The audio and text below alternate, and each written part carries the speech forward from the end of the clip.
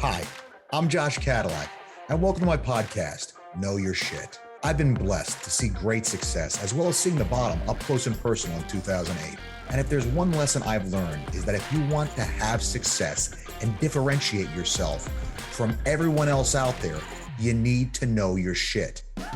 As a successful real estate and crypto investor and an educator, it drives me insane that people do not immerse themselves in their craft.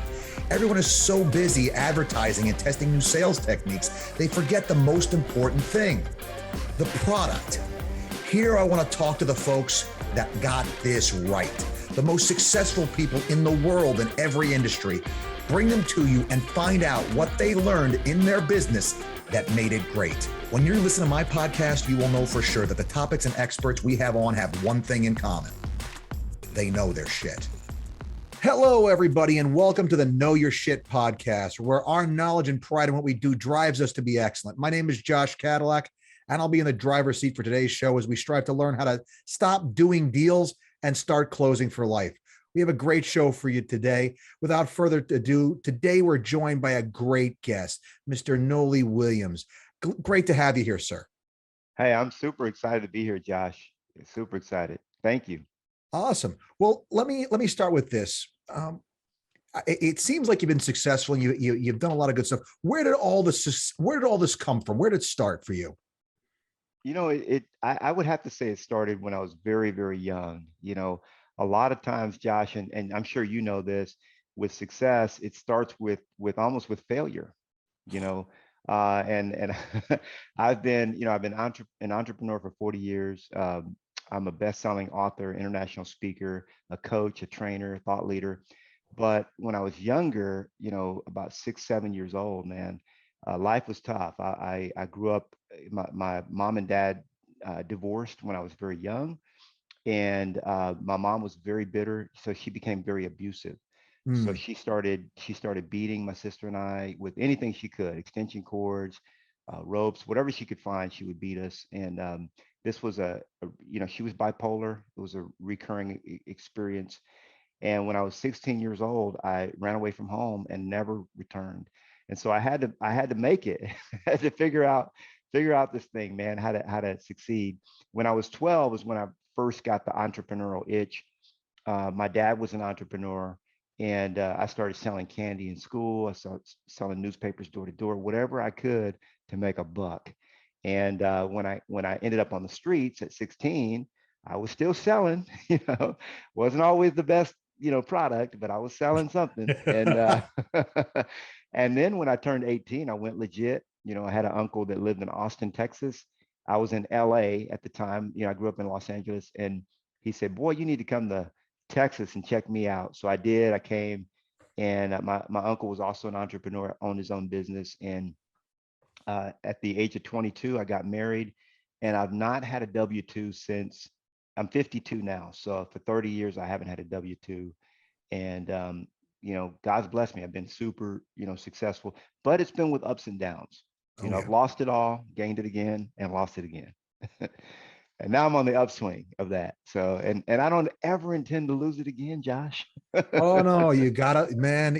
As somebody who's lost it themselves, I got completely wiped out myself, and I know, you learn after getting beat up that it's never as good as you think it is. You got to take and you got to hedge. You got to hedge. You got to position yourself for, hey, look, when the music stops, I got to make sure I got a chair this time. Exactly. You learn after losing a couple of rounds of musical chairs. Oh, I haven't heard it that way, but I love that analogy. That's so true. And so true. absolutely. Right. So I suppose, but obviously you're doing what you're doing now. What got you specifically into speaking and teaching? What got you into doing what you're doing now? Yeah. So when I first started in business, I started in the music industry, because you may not know this about me, Josh, because it's not in most of my materials. But when I was 13, I knew I was going to be a rapper. Like that was my dream. That's all I wanted to do was rap. And so I started living that dream. I started it was Christian hip hop. You know, we actually ended up with the largest #1 Christian rap label in the world. By the time I was 29, I made my first I actually made $2 million that year, had 14 employees, spending tons of money.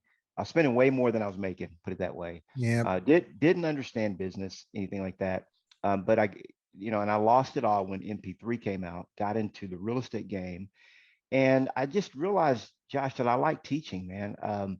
People would come to me, even when I was in the music industry, the artists. Well, back then, this is God's honest truth. So back then, I had big ego, I had a lot of pride, and a lot of arrogance, and I really didn't want to teach anybody anything. I'm like, man, I'm not going to teach you my secrets. And so it bit me. It came back to there's a blowback to that kind of way of thinking small, not having an Sure. abundance mindset.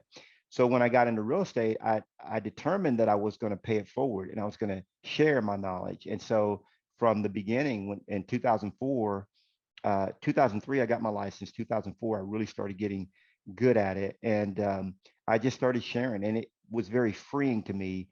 Of course, at that point, I had a 7-bedroom home on 10 acres, 6,000 square foot house with a recording studio and an office building on the property, and I Mm, lost it all. So I got humbled, man, and that's why I tell people, you're walking around now, you don't want to be humble, but you're going to be humble one way or another. So you might as well humble yourself instead of getting humbled. Well, I got humbled, and I said, I really have to share my knowledge. I can't hoard it. So I started doing that, and from the beginning, I would teach young agents how to, even if they were just a few months behind me, I'd say, hey, this is how I just got this deal. And I found that it was very fun, man. I liked it. There was a feel good factor that I couldn't explain. I call it the paycheck that you'll never spend. sure. And then one time, Josh, I'll tell you this quick story. I was in a coffee line at a big convention, and this guy walks up to me, said, "Man, are you Knolly Williams?" And I looked, this big line, I'm looking at the dude. I didn't know him, and I'm thinking to myself, I'm like, man, ain't too many black cowboys up in this convention here. I said, yeah, I'm Knolly. Have we met? Do I know you? He said, man, I've never met you, but I want to share with you how you changed my life and you've helped my family. I said, well, what happened? So he started telling me about a video series that I had done, a training before I started doing YouTube. He got a hold of it, and he took over 60 listings in the real estate game. And he said he was on his way out of the business. He was failing. His wife told him to go back to corporate America, go get a real job. But he started doing what I taught, and he made a lot of money. And he said, man, what you did was you helped me put food on the table for my family. And I got to tell you, Josh, that's when it really hit me that it's not just fun to teach and coach and train. It's life changing. It's Sure. transformational. You're helping generations. And I've been addicted, man. I've been addicted ever since. Yeah, Absolutely. No, I mean, it's great when you can give somebody something that they never considered before, something they never thought about. that's right. And, uh, the idea that somebody's life could be better, could be Yeah, markedly changed because of something that we said or did. Because, I don't know about you. I'm assuming it's the same for you. I put a lot of time and effort into making sure that I try to put things in the most accessible ways, the ways that it's absolutely. going to be easiest for people to get their heads around it, because it's not Yeah, about me when I teach. that's right. I don't That's teach right. for me. I mean, yes, That's right. I'm blessed. I'm very blessed. I get enjoyment from teaching. It's one of the businesses that I have that I love tremendously, Yeah, but it's about the person on the other end. I'm not doing my job if they don't get what I'm shoveling, man. that's And right. that's it. And That's right. so figuring out, spending just as much time as I spend learning this stuff, figuring out how I'm going to take it and give it to them in a way that they can take and then use it going forward to empower them to be better. That's what it's all about, man. That's right. And so, That's right. that pay it forward idea of just, how do I take and how do I'm regard, it doesn't change my compensation. I don't get any more, but just how to give this great product to somebody and how to make it continuously better is Absolutely. where it's at. I couldn't agree more, man. So what is it about what that creates the edge for you? Where does your edge come from? So it's a great question because I think in a way you kind of answered it because you talked about the concept that we're lifelong learners, you and I. And so we could come very heady, we could talk at a very high level, but what we do is we bring our conversation down to the people, and it's not that we're dumbing it down, it's just that it's kindness, we're being uh it's a nice thing to do because I'm one of those guys that reads a book a week. I am a nerd when it comes to things that I love to learn, but I do realize that not everybody, I'm a systems guy. I'm super systems oriented, and my superpower Yeah, my superpower is taking the complex and making it simple. Because Absolutely. if it's not simple, people won't do it. I explain this to people all the time. If it ain't simple, you won't execute, you know. Yep. So I have to really make it simplify it. And so for me, my superpower is um, aggregating knowledge and information. You know, scripture says my people perish for lack of not cash, money, or anything else, but wisdom, knowledge. They Yep. lack of knowledge. And so I aggregate tons and tons of knowledge. And I like to say it this way: I don't have any new ideas. What I've done is just like making a good cocktail, man. It's like the ingredients are, you can find them on any shelf in any liquor store, but the way he combined them, That's ooh, right. that made a nice cocktail right there. And so even though the information that I have or I have may not be unique, it's the way we aggregate that and then we disseminate it. We put it together, we make it ours, you know, we Mhm. make it something that's palatable, and then we serve it up in a way that's, whoa, it's real refreshing, you know. Yeah, And absolutely. yeah, and so for me, Josh, you know, I've discovered that there's 8 pillars in business. And so I just teach around the 8 pillars, Hmm. which I'll just rattle off real quick. Number one, mindset. Hmm. You got to have the right mindset. Number two, activities. What are you specifically doing to achieve success?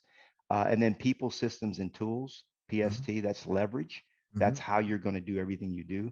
And then the money side of it, or you could say your numbers, knowing your numbers. And then the other 2 pillars are accountability and training. Hmm. And what I found, Josh, is that business owners are, when they look at their business and they're what I call integrous, or they have integrity in every area of their business like that, mindset, you know, activities, people, systems, tools, money, accountability, and training. Even with the money piece, for example, I always ask my students, who taught you what you currently know about money? Hmm. And they think about that for a minute. They say, well, now did that person have the kind of money that you're after? No, they didn't. So it's time to get new teachers, you know, guys like Josh Cadillac. And you, my friend, absolutely.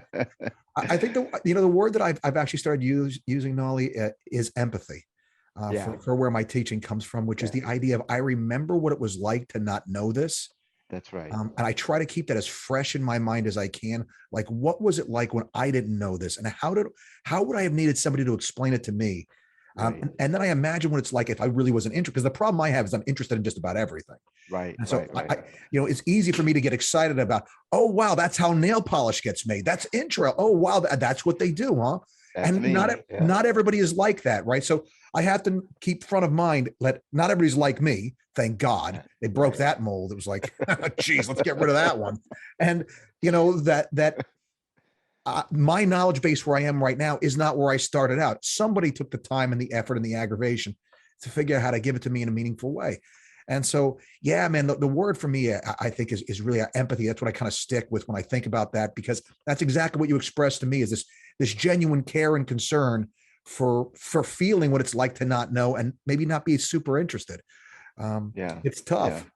Yeah, I'm actually going to take that. I like, you know, Steal it by all means. I've heard the word empathy, and I sort of identify with it, but that is the best way that I could describe, because I used to say it was out of love that I'm doing this. But empathy, love is like something that people are like, that's weird. Like Yeah, yeah, how no, could it's you? But empathy makes sense. Yeah, I like that a lot. I'm definitely going to use that. Thank you. actually, interestingly enough, when I teach ethics, I wrote the Yeah. course with my brother. He's got a couple of Oh, master's nice. degrees in Wow. philosophy, and so he's a philosophy professor. And so Ooh, ethics is an offshoot of that. And yeah. and love is one of the big words that we talk about in there, because love, as it's defined throughout history, except for how we define it now, is a continuous um, wishing for the good of the other person. So it's Okay. not this feeling of romantic love or anything. It's just, Right. and I honestly, I feel love for my students. Right. I always Right. want them to, but it's kind of, you're right. It does. I love my students. Oh, you shouldn't love your students. That might be an HR issue right there. But No, but yeah, I'm glad you mentioned that. That's really and your brother and I would get along real well, because I'm very much into the quantum field. You know, that's where I believe that everything originates. And so with what kind of gives me a uniqueness, and there's other trainers out there that are coming on board, is that, you know, from a standpoint of, I understand that the quantum field is so huge. I mean, this is, you know, the study of matter at the subatomic level, sure. which is where the springing forth everything comes from. And then also there's there's that side of it. And then there's the practical side. It's like, okay, I get that, Knolly, but what do I do today? Like, what are the steps? Yeah. 1, 2, 3. And so I'm both. I'm super highly practical. Whenever I take the personality profiles, I always test out as an engineer. Yeah. And so on the disc, I'm heavy on the high on the SC side. So I'm very methodical and mechanical, but at the same time, I have the other element in there, which is it's quite interesting. And Yeah. because most people, Josh, and you've seen this, when you say know your shit, it's like, well, it's about doing the right things in the right order. Yeah. And most of my students do the right things in the wrong order, Sure. and they don't achieve the success that they ultimately Absolutely. Well, desire. I mean, and you and I both know that mainstream education in real estate just gets this flat out wrong. I mean, even Absolutely. as simple as an ethics course, if you were to ever take the real estate ethics course that my brother and I do, it's Yeah. nothing like anything else that you've taken. My brother's Right. degree is in a master's in philosophy and one in theology.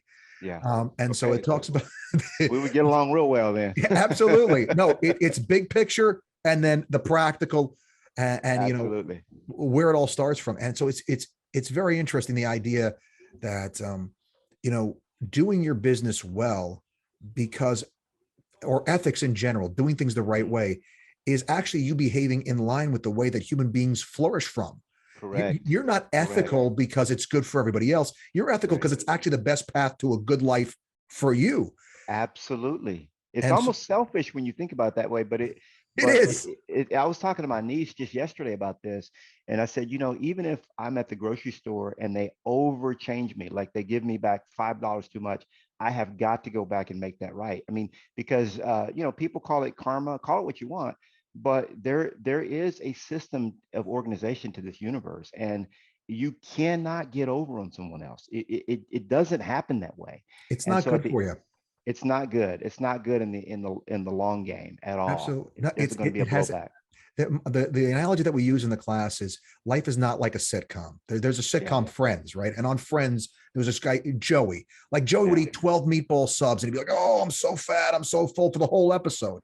But Yeah. then the next episode comes along. He doesn't have high blood pressure. He doesn't need cholesterol medication. It's like it's over. Like the decisions we Right. make are one and they're done. And it doesn't work that way. They have these lingering results. And I use that show in the example because Chandler, who was one of the main characters on the show, throughout the course of that, you saw written across his body the actual choices he was making with drugs and alcohol and how much it physically changed him throughout. The decisions we make actually have an actual consequence to us.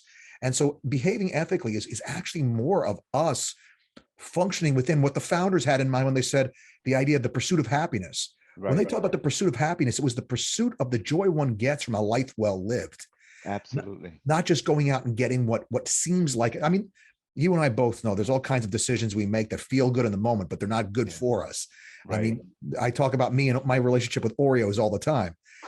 I know they're there and they're not there for long. I make some life decisions that I enjoy in the moment, but the long-term consequences aren't the best. And Right. so, no, it's Well, good stuff. I think that's good because we're getting back to the what I call integrity. And so, Sure. integrity just means to be whole. And what I teach my students is that, every one of us, as far as I've studied it, have 4 bodies. We have a physical body, we have an emotional body, we have a spiritual body, and we have a mental body. And if you want to, that's we're holistic beings. So we're not compartmentalized, even though we might try to live that way. And so if you acknowledge all those bodies and then you are integrous in all those bodies. So for example, I teach, what good is having 10 million in the bank when you're on dialysis, Sure. right? So there's now, there's some things that are quote unquote unavoidable, but you and I know that we're not victims, right? So that we're creating the life through choices. We're creating what we have and what we live, our experiences through the choices that we make. And that's exactly what Absolutely. you're talking about. Oh Yeah. man, just love that, because I very much believe that if you're looking to figure out what's wrong in your life and why things are going sideways, start with that guy looking back at you in the mirror. That is the biggest stumbling block to your success that you will ever run into. It's not Absolutely. other people, it's not what they think, it's not their prejudices. All that stuff could it be a factor? Sure. But the Right. number one biggest consequence of why you are where you are is looking right back at you in the mirror every Absolutely. single day. There's just too many Yeah. people that I come through too much stuff that have made it too far for that not to be true. And so, Yeah. yeah, Yeah. and look, No it's doubt. really the only one thing you can do anything about it either. I mean, you can't change it, have what everybody else thinks. I mean, why not start with some place where you can actually make some progress?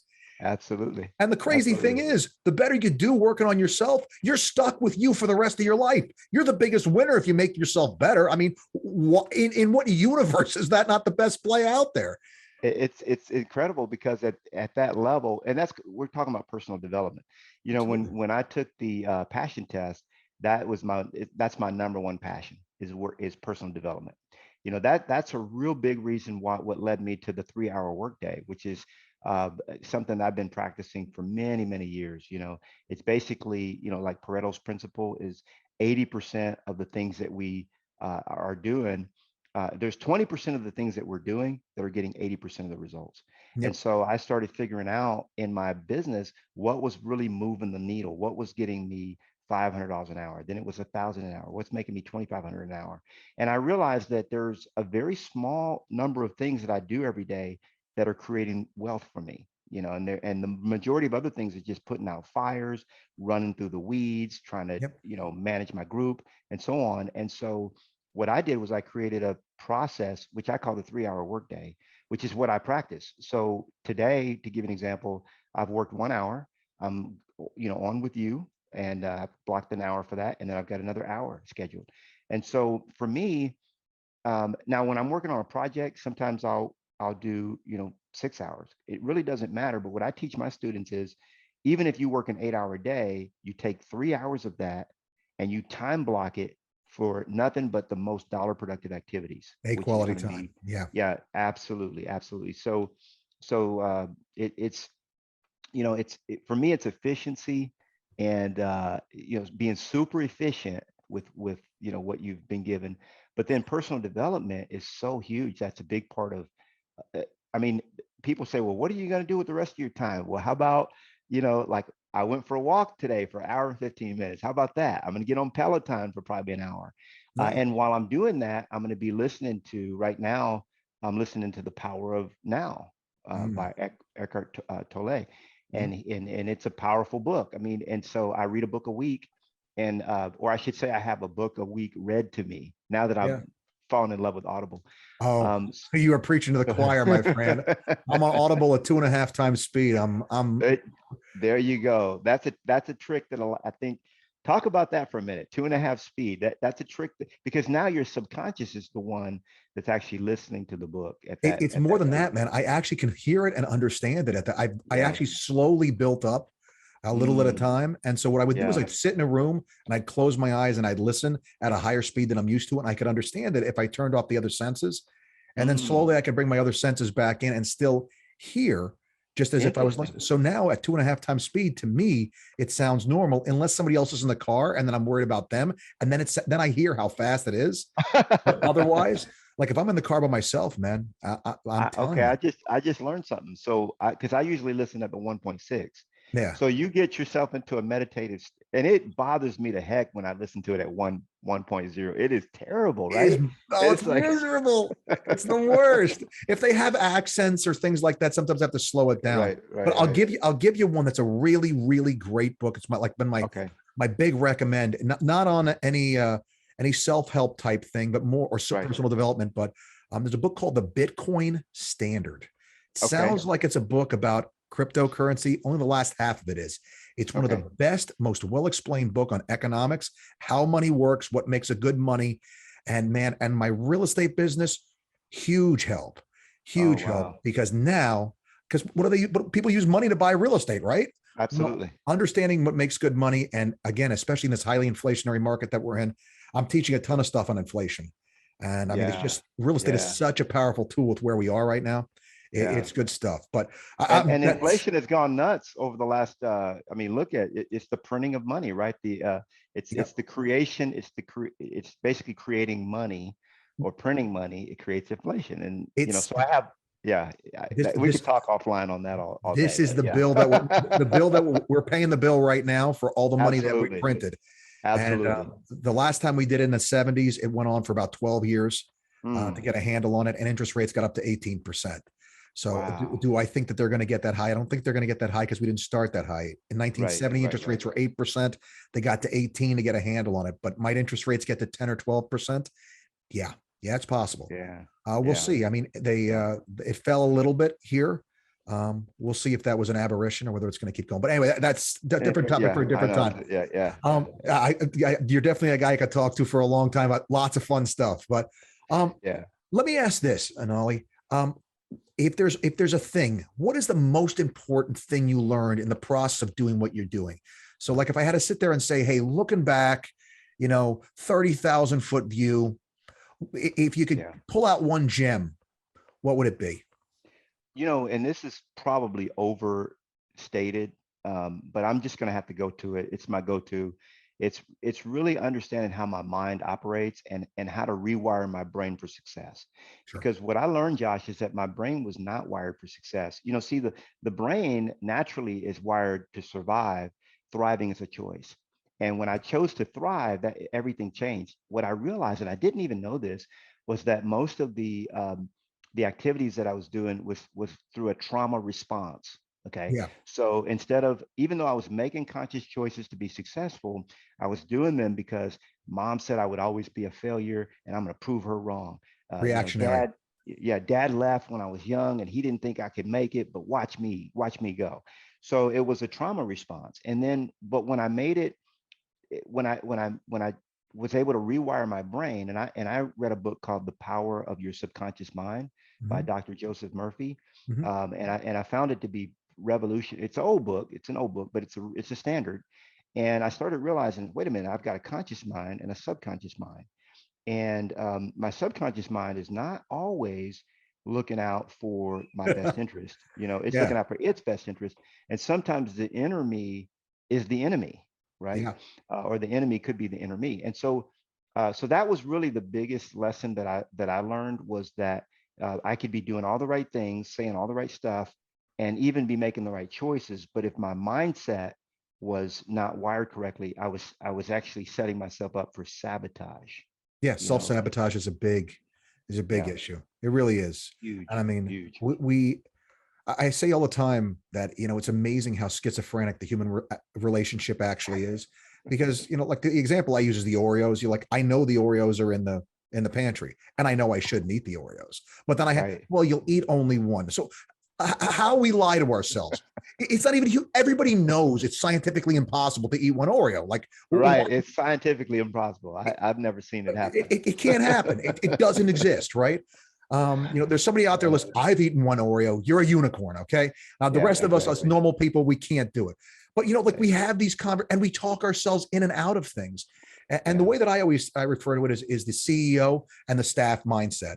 I have the Mm, benefit of being the CEO of my life, but right. sadly, I'm also the staff of that company as well. Correct. And so the Correct. question is, how good is my CEO at managing my staff? How good am I at getting me to do what I know I need me to do? And Absolutely. for most people, their staff wins those arguments all the time. Right. And Right. it's Right. 100% what you're talking about. This idea of rewiring our brain, kind of, and learning to take charge and be responsible for what you do. And yeah, I wrote that down. I love that because I always look at it as entrepreneurs still with an employee mindset. yeah, Because it's like, who told you you have to do a 9 to 5? I mean, that's an employee way of thinking. You own your business, or does your business own you? Which is it? yeah, And so there's 3 types of freedom that I teach. Number one is financial freedom. The mm, house that I'm in right now, I paid it off 7 years ago. I have no debt at all. And now, not everybody that even paying off your house is not probably even some of the most financially wise decision. I did it probably a little bit out of fear because I've sure. lost a home to foreclosure. So I was like, it's so. But financial freedom. If you want to pay off your house, you can. If you don't, Yep. you don't have to. Number two is time freedom. The ability to work when you choose to work.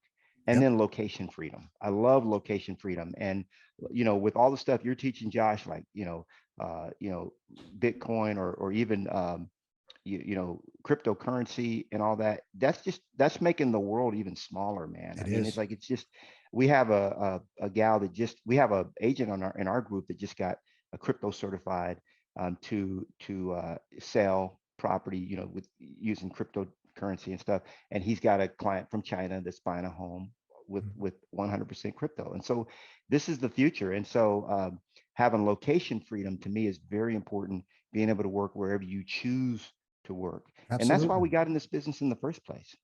Absolutely. And that Yeah, idea of freedom. the idea of financial freedom that crypto allows, where you can just pick up your ball and go someplace else if you need to. Right. Hey, you know what? Right. I don't like the way things are going here anymore. I'm moving to X and I'm taking everything with me like Absolutely. this. It's Absolutely. it's a thing. So Absolutely. let's Yeah. kind of take a little bit different view of this. Again, maybe that overview of sort of Nolly's greatest hits, and Yeah. say, what is the thing, if I had to pick one, what is the thing you're most proud of? Well, honestly, I'm most proud of my spirituality. That Okay. when I was It's a when good I thing to be was proud of. yeah, when I was 18, man, and I didn't want I'll say this, I didn't want anything to do with the Lord, with God, and a lot of people don't have anything to do with him, and they're good friends of mine. I love them. But he, and I'm getting a bigger view of what this is, like kind of like your brother. I've been studying a lot of philosophy and, of course, a lot of theology over the years. I was a Bible teacher since the age of 18. Um, but as my view starts to expand and expand bigger and bigger and bigger, I realize that it's pretty big. This what I call divine intelligence that we serve. I don't even know how to name this anymore. People call God, which is just a label. So that's really what I'm kind of most excited about. And then I would say after that, it would be um, sort of the desire that I have to make this planet better. The way I look at it, Josh, is that um, I'm answerable, to the Almighty for Yep. putting me here, and says, okay, here's what I'm going to have you do. And at some point, I'm going to give an account of, okay, here's what I did. And that's not out of fear, but it's like, cool, I'm going to give a good report. I'm going to high five. We're going to have a few jokes, maybe have a drink together. And so so that's really what I'm most proud of is, my spirituality, if you will. Have you ever read the book Can't Hurt Me? I Uh, haven't. Uh-oh. oh, there we go. All right, so Yeah. I warn you, the language in this book is terrible because it's written All by right. A Navy SEAL. Okay. And this guy actually ran like marathons with broken legs. I mean, he's that guy, right? Yeah. And so at the end of the book, they're interviewing him, and it's done interview style. And they said to him, why do you push so hard? And he said, look, I know this is not how it really works, but he says, when I get to heaven, I feel like God's going to pull out a little chart and say, hey, kid, this is what you did, and this is what you could have done up here. Oh, And he's like, I want God wow. to pull out my chart and go, oh, wow. I was like, man, that's awesome. What a good way to look at, because I agree with Oh you, my Nolly. goodness. I'm a spiritual person as well. And Yeah. I believe at some point I'm going to have to give account. Yeah. I'm going to have to sit here. God's going to sit here and say to me at some point, hey, look, this is what I gave you. What the hell did you Hmm. do with it? Yeah. Yeah. And Yeah. Yeah. so, I agree. there's plenty of theological context for that, the parable of talents and all those sorts of Yeah. things. That's To right. sit there and say that, God invests in us. He gives us stuff, and Absolutely. what do you do with Absolutely. it? So Yeah. What's the absolutely. return? How's that return looking? God is an investor that expects a return on his investment. And he's not happy when he Absolutely. doesn't get it.